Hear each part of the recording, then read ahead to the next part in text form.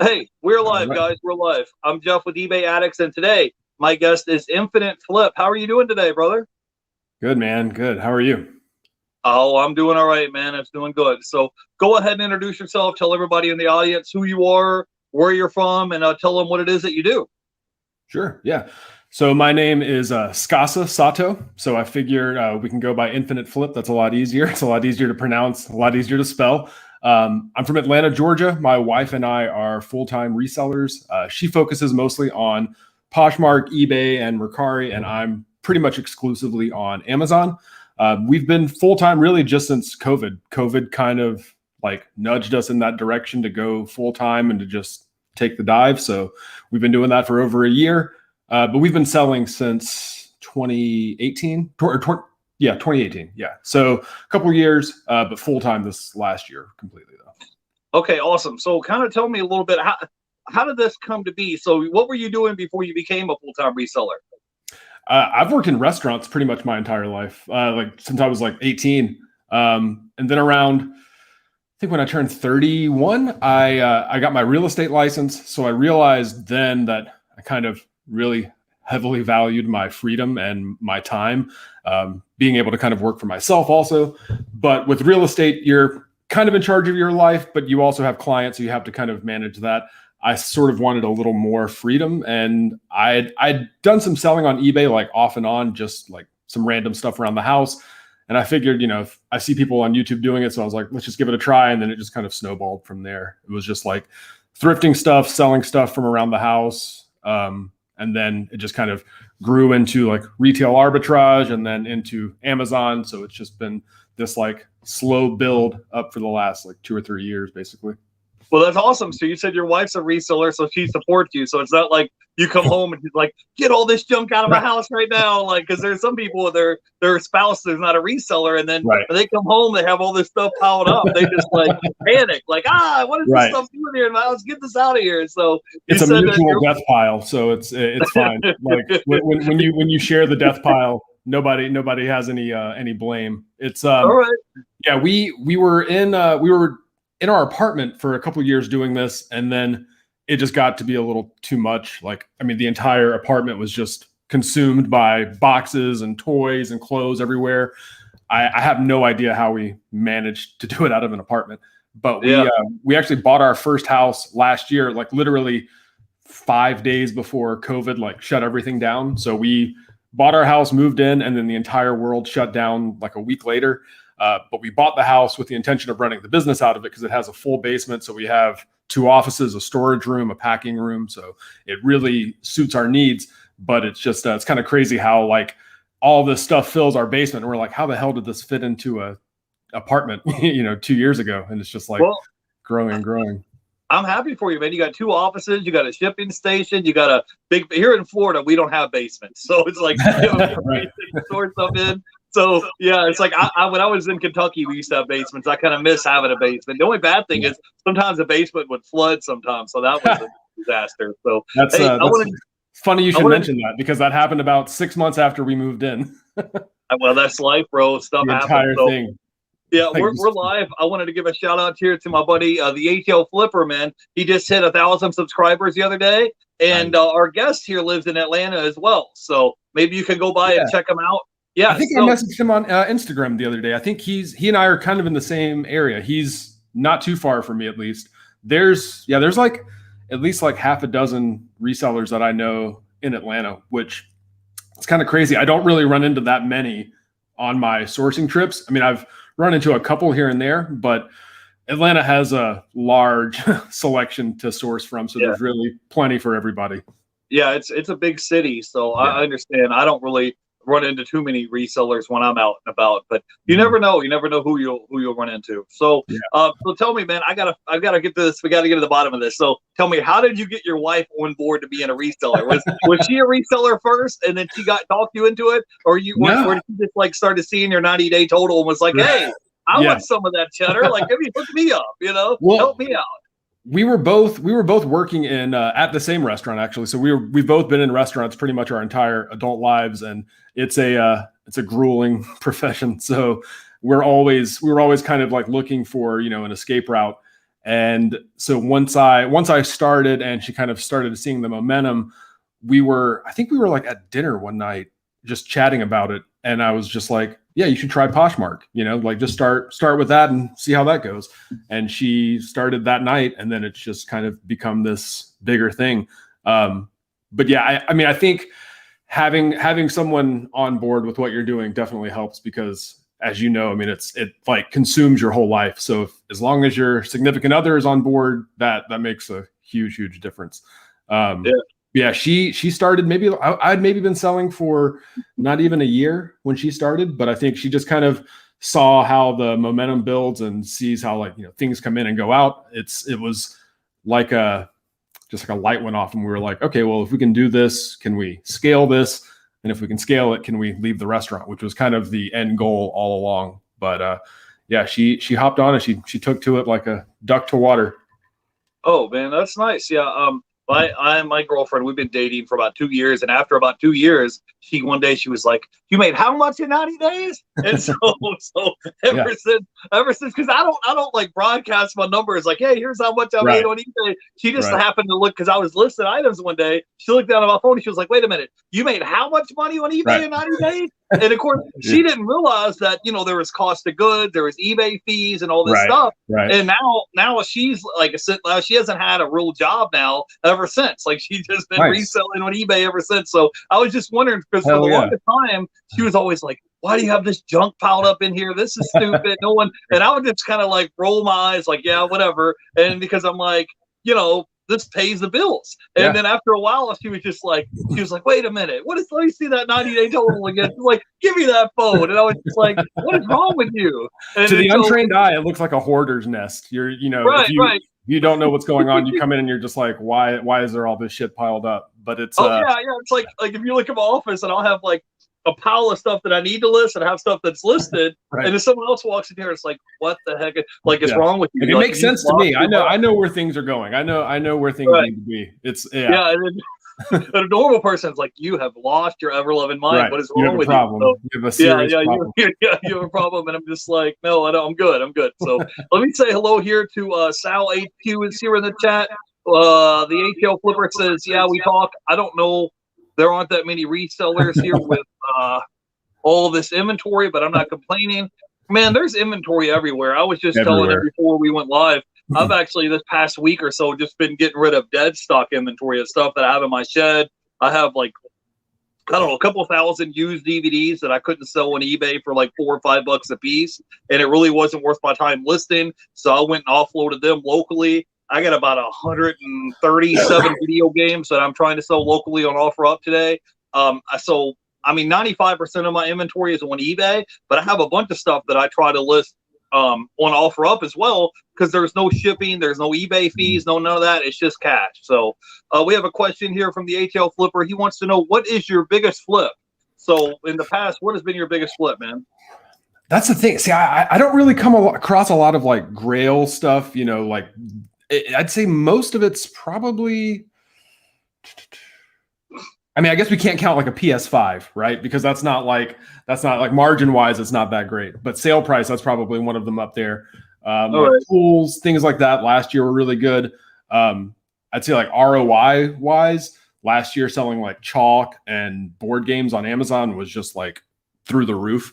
But yeah, I'd say the earliest thing that I can remember, I found a golf bag at Goodwill, like one of my first pickups. And I auctioned it on eBay, and it sold for like 130, 140. And so that was like one of my first sales. And I was like, oh, this is easy. Like I thought they were all going to sell for like $200, and it was like, that's not the case. That was a one-off. I think I just got super lucky my first time out, but that's probably the biggest one. Cause I deal more in a lot of like volume, kind of like lower margin, steady sales. I go for that. I think, other than the golf bag, maybe like, I'm trying to think, there was some like old Patagonia stuff that I found that sold really well, like over like $100. Toomey bags, things like that, like stuff that you find, like luggage and stuff that you find at Goodwill for like $1 that sold for like 200. But yeah, those are like so few and far between. I haven't found a piece like that in quite a while. Yeah.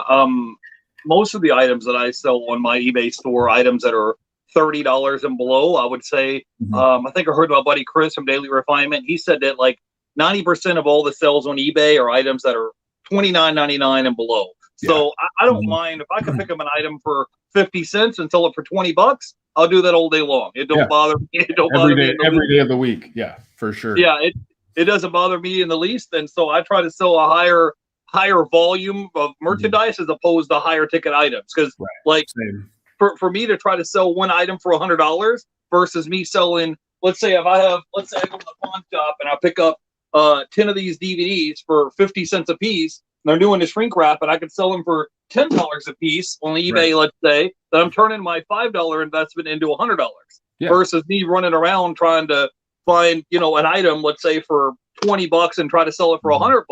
How many of them am I going to sell? So I try to sell a higher volume of items. Yeah. So, hey, go ahead. I don't know. I was just going to say, I mean, in that sense, you end up losing money trying to make more money, if that makes sense. Like I just don't want to have a bunch of money tied up in merchandise and it just sits and it sits and sits and sits. And then you're like, okay, I need to have money. Where is if I have merchandise like sitting for a while, like let's say I picked this up at the Dollar Tree yesterday for $1 and it sells on eBay for $20. Now, if this thing happens, let's say 60 days, 90 days or whatever, this item doesn't sell, I can go right across the street to the pawn shop and they'll give me my $1 back. So essentially I have very little to no risk in an item. And I try to get items, let's say like this, George A. Romero, Survival of the Dead. And I could walk in the Dollar Tree, buy 10 of them for $1 a piece. And then maybe I sell them for $15 a piece. And I just go home and put quantity at 10. So then I'm turning my $10 into $150. And do you sell your DVDs on Amazon? No, I'm not on Amazon. I'm on two eBay stores, so I'm not on Amazon. I may looking to get on Amazon later, but last year my goal was to try to get my car paid off because it didn't make sense for me to jump on Amazon and start paying an extra $40 a month fee for Amazon and then be gated in all these categories when I'm like, hey, I really want to get out of debt, get my car paid off. I want to be in that situation where I don't have any credit card bills, no student loans, no car payments, no nothing. I could sleep better at night, so. But anyways, I wanted to talk to you a little bit about your YouTube channel because I didn't even know you had a channel till recently. Looks like you started up about a month or so ago. Yeah. So tell me a little bit about what inspired you because now you have a podcast and a YouTube channel. So tell us about this. Tell us all the good and bad. Tell us what's out. So I actually had the idea from like a year and a half ago, or maybe 2 years ago. I randomly found a $20 bill in a Publix grocery store parking lot. And I was just like walking out, I found $20 and instead of putting it in my pocket or just putting it in gas or food or whatever, I was like, all right, well, let's just try this little like challenge of starting with $20 and just seeing how far we can make it go. And I was just doing it on Instagram. And at the time I wanted to make a podcast about it. I wanted to make a YouTube channel, but I just started selling on Amazon and that kind of consumed like all of my time. So it just sort of fell to the back burner. And it's always been kind of in the back of my mind of restarting it. And so maybe, like 6 months ago, I was like, all right, well, let's get some things in line. Let's focus more on Amazon, get that going more, and then restart that whenever I can. And so I think it was probably, like right around like May or so, I just started doing it again. But I was making a podcast. It was just audio only. And then I just started doing YouTube. And so what I've just been doing is repurposing the YouTube video and just uploading the audio as a podcast separately. So it's like not two separate things. It's just one piece of content that I switch between.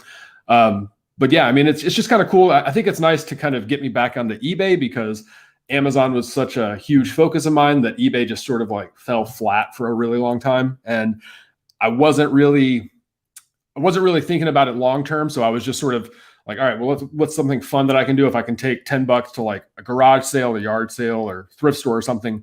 I think it's kind of cool to sort of, people like to see that, starting from nothing and just seeing what can happen. So just been kind of doing that and it's been fun. I enjoy making like the content, like the videos and editing and stuff. So that's really fun, but it's definitely teaching me that I don't know nearly as much as I thought I did. It's like, oh, I can make a video, like that's easy. And then I start doing it. I'm like, I don't know what the hell I'm doing. Well, it's all right. You just gotta figure it out. The more you do it, the better you're going to get at it. Just like anything else. It's like, first time you learn to ride a bicycle or drive a car, it's like there wasn't like no one came to you, gave you an instruction manual. Like, now this is what you need to do to drive a car or to ride a bike. You're just going to, you just fall down and skin your knee a few times and you'll figure it out. But yeah, I subscribe to your channel. I just think, I wish that some of your videos were a little bit longer instead of 7 minutes. I mean, if you could get probably around 20 to 30 minute mark, because on YouTube, in order for you to get monetized, you're going to have to reach that 4,000 hours of watch time. And it's difficult to do that. 5 minutes. When you're shooting a 5-minute video. So even if you get 1,000 people to watch your 5-minute video, it's still only 5 minutes. You're going to have to stretch it out somehow to get your watch time hours in. I've tried to, the last video that I made, it was like, I was trying to make it longer without me droning on. So like, I'm really, I was watching it and I'm like, I'm thinking of like how I like to watch a lot of videos, and there are some that are just too much information, and they're like they say a lot, but they don't really give you any information. It's like, I just want to be like really concise and to the point. So I'm trying to figure out ways to extend that, because like you said, I mean, at 5-7 minutes, it's kind of hard to like build that momentum, but but you also don't want to just sit there and have dead air and it's be crickets either. So you'll figure it out. You'll figure that the balance whenever you get comfortable with it. I mean, you just started like a month ago, so you'll get there. You'll get there, bro. I promise. You just got to keep at it, keep hustling. So I like doing it a lot. All right, let's answer a few questions here from the chat. The ATL Flipper says, what do you focus on selling? So when you're at the thrift store, you're at a Goodwill, you're at a yard sale, what are items that you specifically are looking for to resell? Because I noticed that you were selling some video games, some DVDs, some Harry Potter stuff. Tell them what it is that you're looking for. That's really it. It's mostly like a lot of things that I think other people would pass on, or the things that kind of just get thrown to the side, like books, DVDs, video games, things like that. Those are the things that when I go to an estate sale, they never have them priced. They're always just kind of like, oh, give me $1, $2, whatever. So I find that the margins are easier for those. Sometimes, I'm not really a big clothing seller or like apparel in general. Some, if I find a really nice pair of shoes or a really nice shirt or something like that, I'll grab that for sure. But I definitely focus more on like toys, collectibles, kind of like, I don't want to say pop culture stuff, but sort of in that realm. And then, like definitely video games, because like you were saying before, I mean, if they're not making them anymore, they're, pretty sought after, either by collectors or people who need the game and they can't find it because it's not in print anymore. So they go to eBay. That, and it's just something that I know because, playing video games and stuff like that. So I've just, grown a knowledge base just by participating. Other than that, most of my Amazon store is mostly all toys and electronics. So that's what I focus on heavily, is just like a lot of retail arbitrage from like Walmart, Target. I'd say mostly my day-to-day is really just a mixture of using BrickSeek and Walmart and Target. So that's BrickSeek is my my go-to. Yeah, I saw that lightsaber that you picked up. It was like a double-edged lightsaber, man. That was a good pickup. You think it paid like 79 cents or something, or $1 for it, and then you sold it for like $35. I was like, that was a good pickup. But did you see the other day? Because somebody had got this. It was a Nintendo 64, like some kind of Mario game, and they sent it in and got it graded, and it was graded at a 9.8, and they sold it at auction for $1.5 million. Did you see that? I did see that. I couldn't believe it. I was like, bro, I guess one, I didn't even know people were like grading video games like they graded sports cards. And two is I didn't know it was really that popular. Then I just happened to come across this article, and the article said it sold this video game. It was nothing fancy. It was just a regular video game. I think it was still in the shrink wrap, and it sold for $1.5 million. And it was like a Mario Brothers on 64 or something. It was just crazy. I had that game when I was a kid. Like when I got my 64, I remember I was telling a friend when I saw that article, I was like, I vividly remember Christmas morning tearing open that video game and playing it. And I'm just thinking, if I could take myself back, 25 years or whatever, and be like, don't play the game, just hold on to it, stuff it in a closet and forget about it. That's crazy. It's insane. I mean, it was sealed. I don't know where they found that game.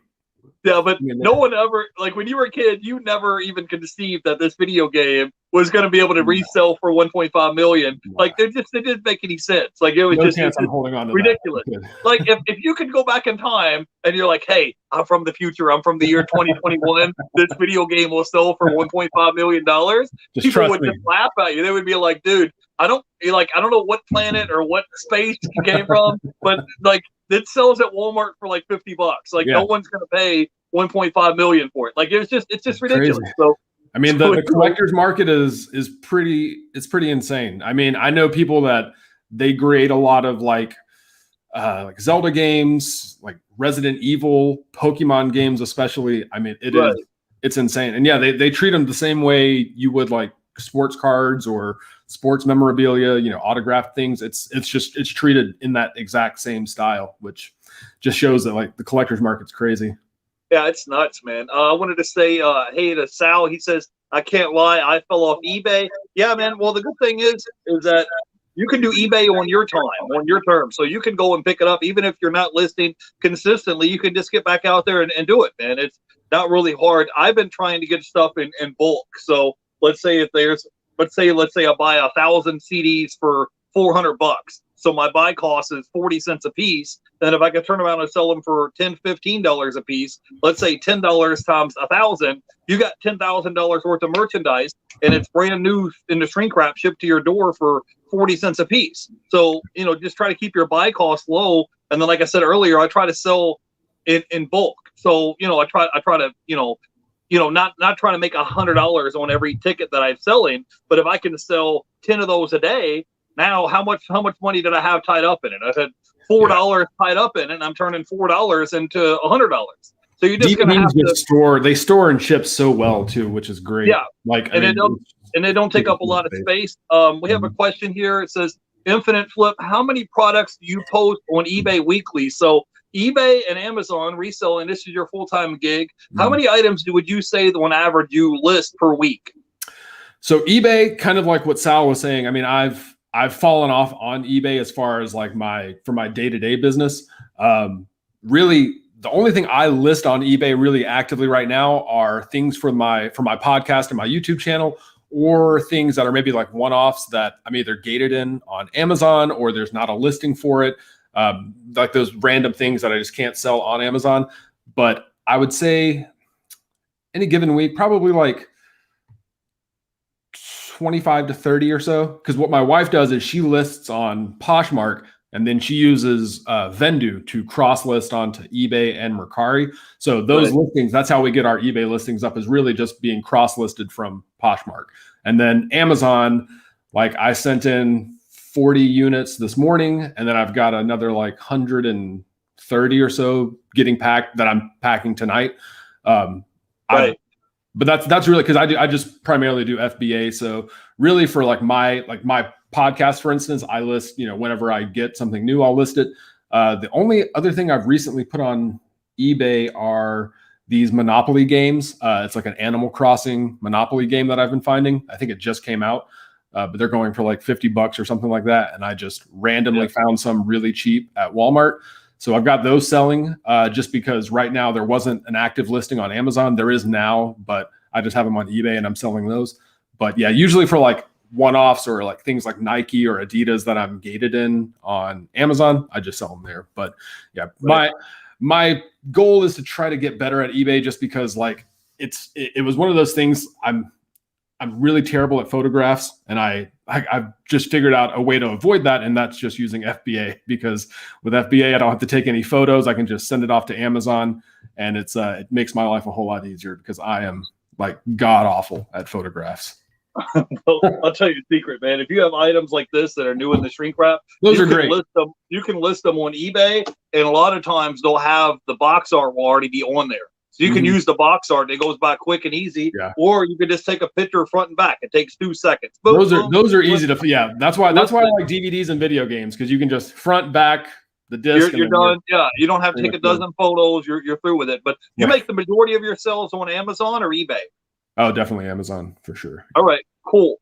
We have a question here from the ATL Flipper. He wants to know, who is better at sourcing, you or your wife? Like, this is an important question here. I mean, I'm not gonna lie, she probably has a higher like net profit margin because the things that she's sourcing, she sources from a lot of like stores like TJ Maxx and Marshalls and Ross, not as much from Goodwill, but a lot of estate sale stuff too. So like a lot of the stuff she picks out, she knocks it out of the park. But where I do probably surpass her is just in volume. Overall, I'd say it's probably me, but not by a lot. It's probably a pretty thin margin that I'm ahead. Like she bought these clothes. I talked about it on like my first podcast. Actually, she bought all of these clothes from an estate sale. We were there at like 2:30 or 3 o'clock, and it ended at 4, and it was the last day. And there were still like 2 closets full of clothing, and she was picking stuff out, and she had like a huge pile of stuff. And I was like, well, let's just see if they'll let us take all of it.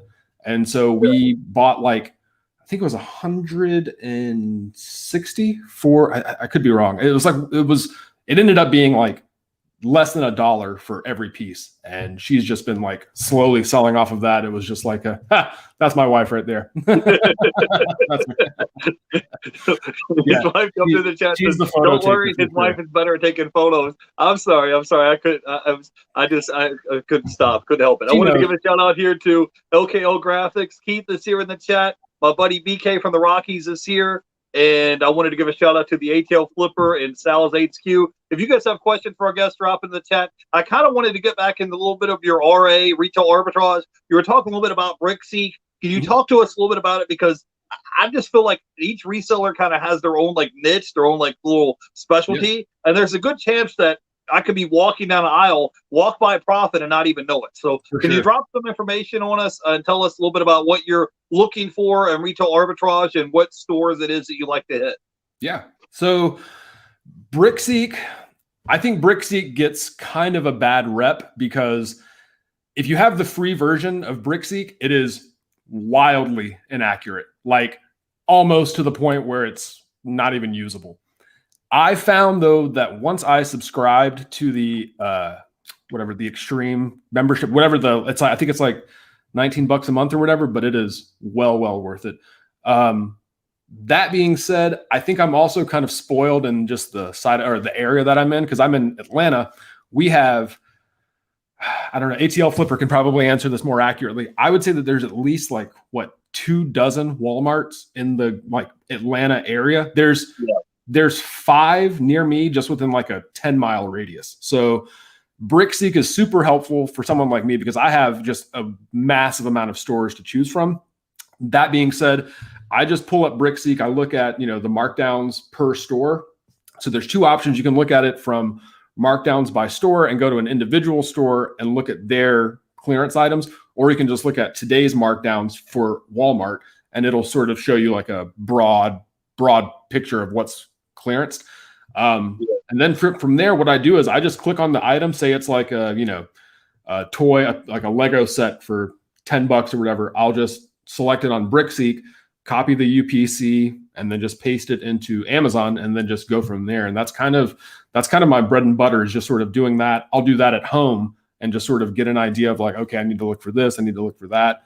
And then after a while, you start to kind of run into products that you've sold over and over again. So there are things that I see that pop up on BrickSeek periodically. So like if I see it pop up, I know that it's going to be profitable. I know the margin's good, so I can just kind of go hunt that down.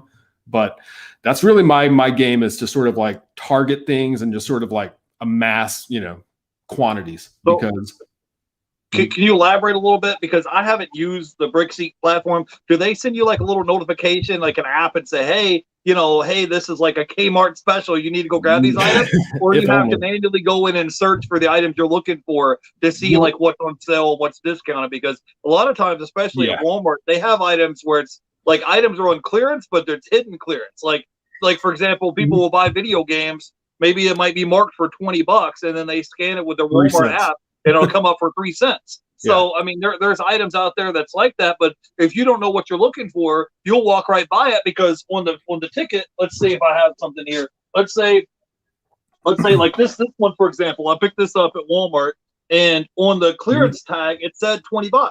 Well, I walked by and scanned it with the app. Also you can go by the little pole at Walmart and I scanned the little barcode there and it came up for $5.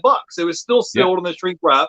And I'm just using that as an example. So what is it that you're using? Because I haven't, like, when you go use the app, how does it tell you in the notification about what's on sale? What is it? So that's the thing. It doesn't give you, so there used to be an app, and I think that there's like apparently one coming out, but I just use the website. I just had it bookmarked on my phone.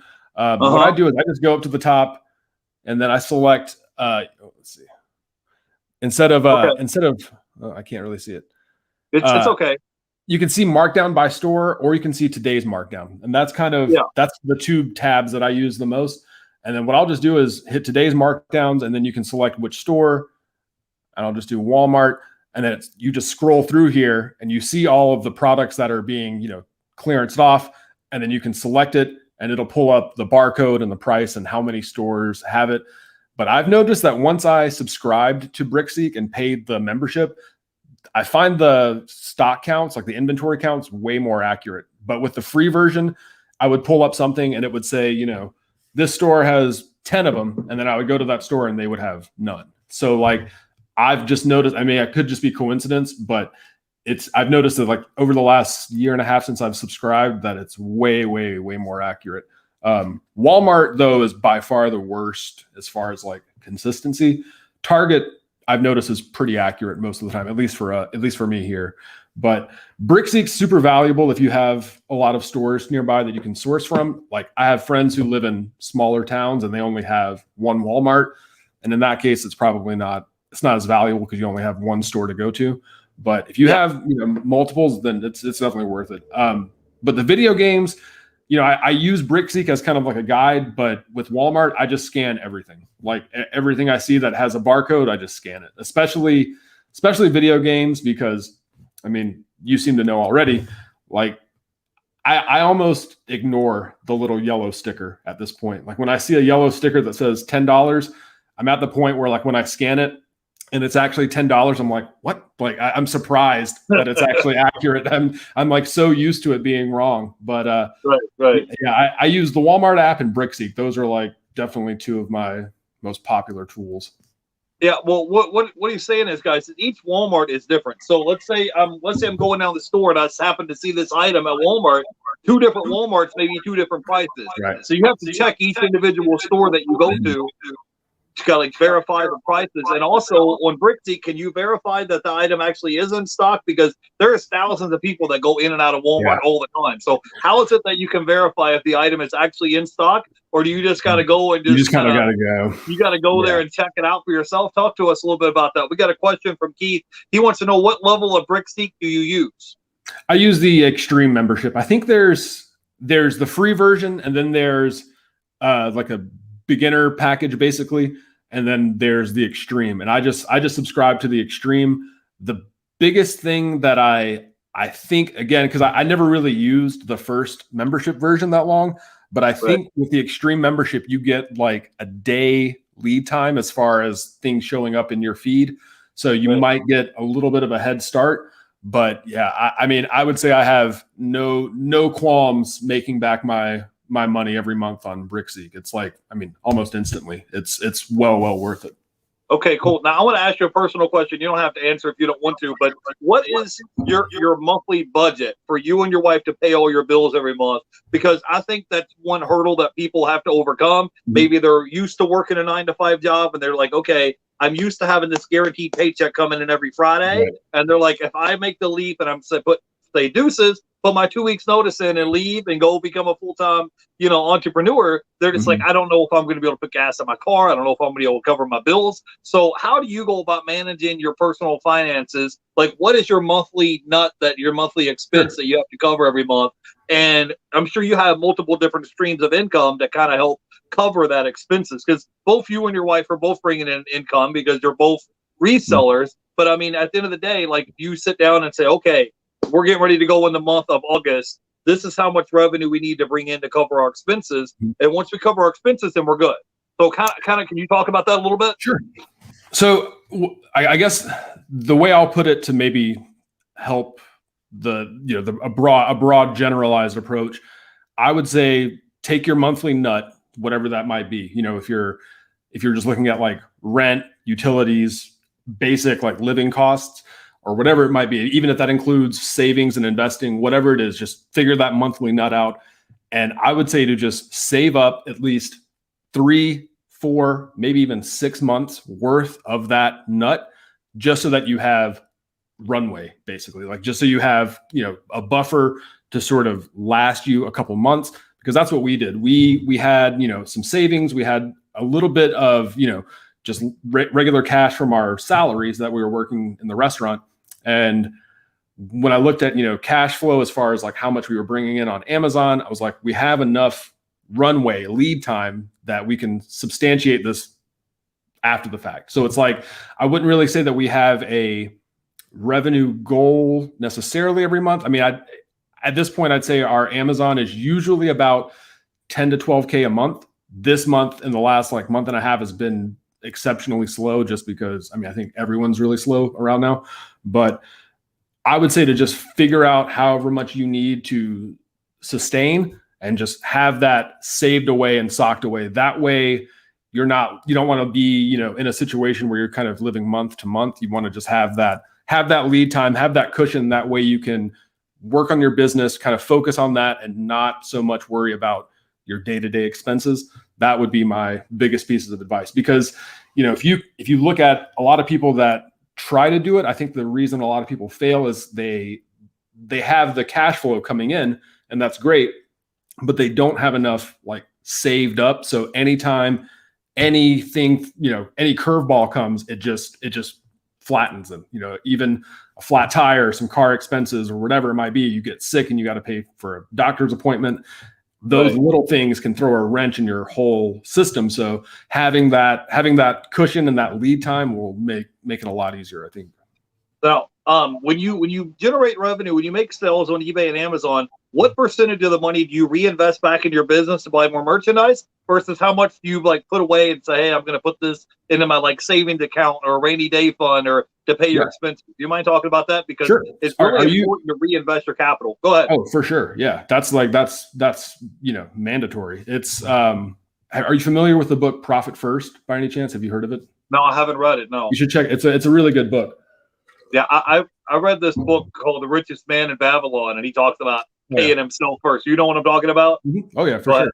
That's basically what it is. It's so Profit First is kind of this method of compartmentalizing your finances rather than having everything in one account. If you compartmentalize it, you can kind of like at a glance just look at all of your accounts and see where you stand. So for instance, we have a Profit First account, which is basically just like a bonus fluff account. It's 1% of our top line revenue or our payout. So like after fees and everything. So say we get a payment every 2 weeks from Amazon, we take 1% of that and put it in our Profit First account. We take 5% and put that in a tax account. That kind of has been adjusted. I think we were at like 7% or 8% a while back. And then we've just kind of tweaked it because we realized we were probably putting a little too much in there. So we adjusted that. And then the rest just gets put back into operating expenses. And then we pay ourselves a small chunk as well. But I'd say the vast majority gets put back into our operating costs. And that covers things like overhead, like subscriptions, fees, like, Amazon fees, selling fees, things like that, shipping, all of our like subscriptions, mostly for Amazon. Amazon has a lot of like software and stuff that you have to use. So keeping those separate maybe could help, but we just put that all into our operating expenses. And then other than that, I source with cash primarily, or my debit card, and then credit as well. So having a good cashback credit card is key. Yeah, well, when you were talking about earlier, like you said, you make between 10 to 12,000 a month in sales on Amazon. A person would be like, "Hey, I want 10,000 a month," but they don't realize gross. That's top line. Yeah, right. That's what I'm saying. That's your top line revenue. Yeah. That's not net after all expenses. Right. So when they hear that, it's like it's almost like, "Hey, I'll take that 10 grand a month." But what they don't realize is you're having to pay your cost of goods, your fees, pick and pack fees, storage fees, all this stuff that's taken out of it. And then whatever is left over, you have to take a good chunk of that and reinvest to get more merchandise, because then the next month will be slow. So Yep. I wanted to give a shout out here to a few people in the chat. I wanted to say hey to Keith. Sal HQ is here. The ATL Flipper is here in the chat. Ebliss Reseller Solutions says Profit First is a great book. Thanks for the live today. Hey, thanks for coming on and hanging out with us. We appreciate you. So I kind of wanted to dip my toe in a little bit and talk about Amazon. It's not as popular with, I'd say 80 to 90% of the people are eBay sellers, but I feel like you guys are really walking past, a lot of opportunity that you can make on Amazon. Maybe it's just the fear of, hey, I'm going to be gated in certain categories, or maybe I just don't know how to get started. So I'm not actually on Amazon at the moment, but since you're doing 10 to 12 a month on average, maybe you can kind of give us the blueprint of what we need to do. First of all, tell us why we need to be on Amazon to begin with, and then let's kind of expand on that a little bit. The biggest thing is definitely, Amazon is just a whole different beast. I mean, it's similar to eBay in that it's a platform where people sell products to other people, and that's really kind of where the similarities end. After that, the thing with Amazon is it allows you to sell things at a slimmer margin, way more, like with a way bigger quantity. So like eBay, for instance, my margins are probably bigger, but my sales are slower. So with Amazon, it's kind of reversed. My margins are a little bit thinner, but I just have way more sales. So it's a trade-off that you make. But the thing is too, with FBA, the biggest benefit of that is I amass all my inventory, pack it up into boxes, and then I ship it off to Amazon. And then they store it, they pack it whenever somebody orders it, they handle all the customer service. So it's kind of like it's sort of a built-in way to scale, but it's also just a really nice way to like alleviate the like tedious kind of monotonous things of like packing and shipping, especially when you're only making, a couple bucks per sale. Like a lot of video games that I sell, I might make $4 to $6, sometimes even less. But if I'm doing that, having to pack it myself, having to, ship it all myself, it would be more of a burden at that point. So that's why I lean on Amazon and let them kind of do the like tedious, monotonous stuff. But starting, it's definitely a grind at first, because the biggest thing, I mean, like you said, is you're gated in a lot of stuff. You don't really know. So there's a saying, you don't know what you don't know. Like when you start with Amazon, there are things that you're going to struggle with, and then there are unforeseen things that you're not even like thinking about at the time. So getting over that can be a challenge, but I mean, as long as you just get in there and just start scanning stuff, that's really the best way, is to just sort of get used to it, figure out the steps in the process. I would say after that, the biggest hurdle is definitely getting ungated. There are ways like, ordering from Entertainment Earth for like, that's where I went to ungate like toys, toy brands, things like that. You can go to like, it really anywhere that will give you an invoice that you can order 10 units from.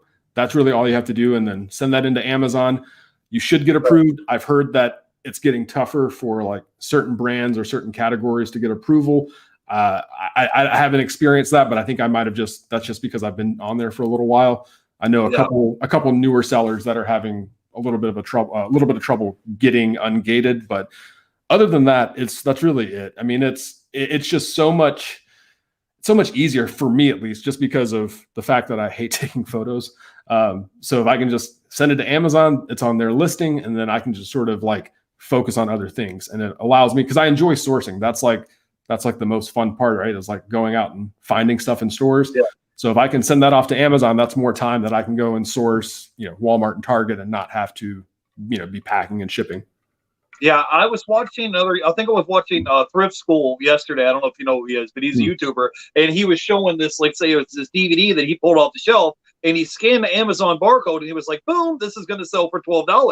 Yeah. But then he said that after Amazon took all their fees, their pick and pack fee, shipping fee, storage fee, he was going to net like $4 profit. So not too many people get excited about a $4 profit, but if your business model is to be a high velocity seller, if you sold 10 of those, 15, 20 of those a day, even if it was only $4 or $5 profit, you're doing that hands off. Like, I almost look at it like probably the biggest thing that turns me off about Amazon is all the fees. But the good thing about it is that like you could be hanging out with your family at the movies, and you have someone picking and packing and shipping your orders for you. And, you can still go out and still have free time to do what you want to do without being like handcuffed to your business 24 hours a day. Like, oh, I have to ship out all these items. That's Exactly it. It's kind of a give and take there. So, right. Yeah. So I think the fees, they can be a little high sometimes, but that's what I do is that just sort of builds in like some guidelines for like how I source. So, I wouldn't say it's a hard set rule, but my rule that I follow in general is I want whatever I'm buying to resell for at least around 3 to 4 times at the minimum that much on Amazon. So if it's $5 in the store, at minimum, I probably want it to sell for like 15 to 20 on Amazon. And that's just kind of the rough way of looking at it is a third of it goes to Amazon, a third of it is my profit, and a third of it is my cost back to me. So like, that's just a rough outline. I definitely don't follow that rule 100%, but I would say looking at that, because, like you were saying, you can do more volume. There's a much bigger quantity of inventory that you can buy than say, the things that you pick up that are like 500% ROIs. Like I would rather just amass all of the smaller pieces and just do that rather than waiting for those like really, really big sales.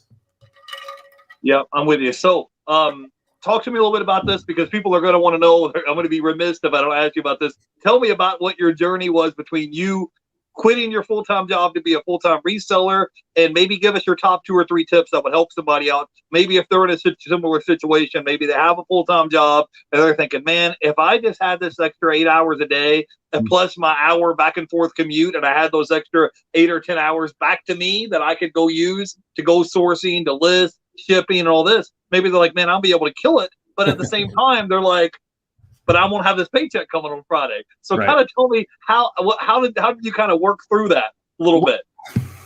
I mean, really, what's probably been the biggest help is working in restaurants, because in a restaurant setting, because I waited tables for forever, that week to week, you don't really know like how much you're going to make. So I think that uncertainty and that like learning how to sort of like sustain on an uneven pay scale, I think doing that for 15 years has definitely given me somewhat of an advantage, just because I'm maybe more comfortable than other people are with not having like a steady income week to week. So that's probably been like one of the biggest helping factors. Other than that, like once I stepped away from the restaurant a little bit to start doing real estate and I had more free time, I kind of realized like, okay, what can I do to prolong this? Because I really just enjoyed like the freedom, the ability to sort of decide when and where I want to do my work, how long I want to work.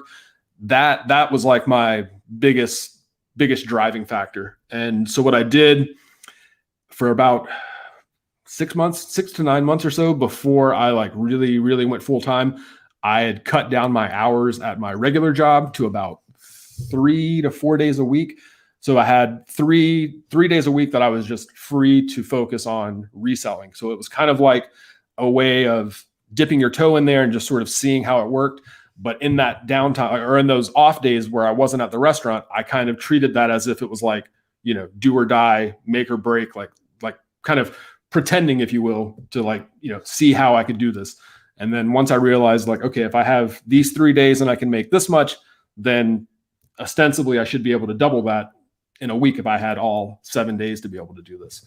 So that was kind of a nice way too of having like a practice run or like some, a dry run, if you will. And then that way I was able to build up some capital, build up some momentum, but I also had that job to kind of fall back on and to sort of like substantiate our income. And then after that, really like when we bought the house, we were planning on still working at the restaurant at the time. We were, we took a couple of weeks off to move and to unpack, and we were fully planning on going back to work. And then our restaurant shut down. And then I think they were shut down for about 2 months just because of COVID, from like March to May. And in that 2 months, we were like, all right, how do we finagle this so that we don't go back? And then they reopened, and we were in a spot where we were like, look, it's either now or never. At the end of the day, if we try it and it fails miserably and we go bust, we can always go back to our jobs. The thing a lot of people have a problem with is like failing. And like, I mean, that doesn't really, that doesn't really bother me. It's not like I burned any bridges. It's not like I don't have options if this didn't, pan out. So just going with that and just trusting your gut. If you think you're ready to do it, then go for it. I think a lot of people maybe they're not as good at maybe being their own boss. So if you think that you're somebody who's good at like being your own boss, being a self-starter, and just sort of like managing your time, then you'll probably do okay. That's probably the biggest thing is I think a lot of people want the ability to do it themselves, but they might lack the discipline, or they might lack the, the patience, or whatever it might be. That's probably the biggest thing that holds a lot of people back. I think is just, they get hung up, or, all kinds of things. And I'm guilty of that too. But, as long as you can kind of like keep focused and just think long-term, that'll be your biggest help. Yeah, I'm with you, man. There's there's some people that just have to have that structure where, hey, I have to be clocked in at 9 o'clock. My lunch break's at noon, and I go home at 5. And then there's other people that are just self-motivated. They're like self-starters, and they can do that. They can sit here and say, okay, I need to get 40, 50 items listed, whatever it is, get this done. Then I can get up and go take a break and go for a walk or do the laundry or get something to eat, then come back and list more items. Whereas other people, if they don't have that structure where somebody tells them you have to be clocked in at a certain time, go home at a certain time, they're just going to like free fall. They can't, they don't have that the boogeyman breathing down their neck saying, hey, now you need to wear, your shirt needs to be tucked in. You need to be here exactly at 9 a.m. It's 9:05. I couldn't stand that, man. I couldn't stand it. Neither. But I do know what you mean as far as working in a restaurant. So I was delivering pizza for a while, and when you're trying to live off of tips, it's like one day may be good and the other day maybe bad. So wanted to just give a shout out here to my buddy, the Zombie Bargain Hunter is here. So if you guys didn't get a chance to check out Robert, the Zombie Bargain Hunter, go check him out. The ATL Flipper says I'm definitely a self-starter. Yeah, but not everybody is. Like I have one of my brothers that's just like me. He's like really motivated, and then have my other brother. He's just like, dude, I just want to sit home, play video games, eat pizza, and just sit in the recliner. Like he's just not motivated like that. And if he had a job where he was just kind of free falling, he would just fall until he hit the ground. Like he would just like, if he didn't have someone saying like, hey, now you have to get up, you have to get dressed, you have to go to be at work at 9 o'clock. He just couldn't survive in that environment. It's nothing right or wrong. It's just the way his brain works. It's the way he operates. So and I haven't always been that way, really. I mean, for 15 years, I worked in restaurants, just kind of doing the day in, day out thing, because at least with a restaurant job, you don't take a lot of work home with you. Like once you clock out, you're done. There's not a lot of responsibility you have other than that. So it always allowed me to kind of do other things. So I think that probably added to it as well. But yeah, I mean, really, really just figuring out kind of what it is you're after. If you're after money, there are way more lucrative professions to go into than this, because it's if people get into reselling for the money, they might be disappointed. But if you get into reselling for the freedom aspect, then you'll probably be pretty happy. That's my biggest piece of advice, because like we make less doing this than we did at the restaurant, which is crazy. And I wouldn't trade it in a heartbeat. I wouldn't trade it ever, because I value the freedom aspect is worth way more to me than, the cash. Right. All right. So, hey, man, we've had you on the live stream for about an hour. Tell everybody where they can go by and check you out at on YouTube and Instagram. All the links are down below in the description below. For sure. Yeah. So Instagram, just at Infinite Flip. Same with YouTube as well. There is another YouTube channel called Infinite Flip. So just look for this face here and you'll find the right one. Other than that, TikTok at Infinite_Flip. Really enjoying TikTok, by the way. I was like so hesitant on starting it out, but it's actually a blast. I love TikTok. But yeah, other than that, my podcast is on Spotify, Apple, Google Podcast, all the other platforms. I'm trying to update weekly, hopefully, as long as I can keep some sales going. The last couple things that I've picked up have just sort of gone stale. But other than that, I try to post to Instagram pretty regularly. You can always DM me there. That's where I'm probably the most active. I'm technically on Twitter as well at Infinite Flip, but I don't really use Twitter at all. But hit me up on Instagram, ATL Flipper. I'll hit you up as well, so that way we can maybe divide and conquer. Yeah, well, maybe you can collab as well. So I'm gonna give a shout out here to a few people in the chat. The Zombie Bargain Hunter with the thumbs up. Hey, I want to give a shout out to LKL Graphics Keith with the $5 super chat. Hey, bro, we appreciate the super chat, man. I don't have any I don't have any crazy, emojis or anything. And he says, keep these live videos. It's helped me greatly. Hey, man, whatever we can do to help, that's why we're here. And I appreciate the $5 super chat. But hey, as always, we appreciate you guys coming and hanging out.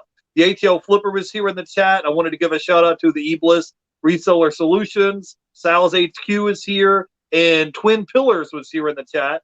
And I want to give a shout out to your wife, Ramina, is here. So thanks for coming on and telling us about, maybe you can coach him up and help him take better photos. If that's the thing holding you back, it's a lost cause at this point. All right. Very great. So thanks for coming on, everybody. And thanks everybody in the chat for hanging out. I thank our guests for coming on. Do you have any words of wisdom? Do you have any final thoughts you can add? And then we'll let you go, bro. Just keep at it. Don't let little speed bumps slow you down, because this business is like, there's always things coming at you from left field. Just focus and just, let the bullshit happen and just keep moving, because if you let shit like that slow you down, this business will eat you alive. So just stay focused. All right, awesome. I will see you guys later this week. I might have a couple of surprise guests. I'm not going to tell you who they are yet, but you'll see. I'll see you guys on the next one. Go follow our guests. All the links down below in the description. And I want to give a shout out to Sal, who's in the chat. So I'll see you guys in the next one. You guys have a great day. I'll catch you later. Bye, guys.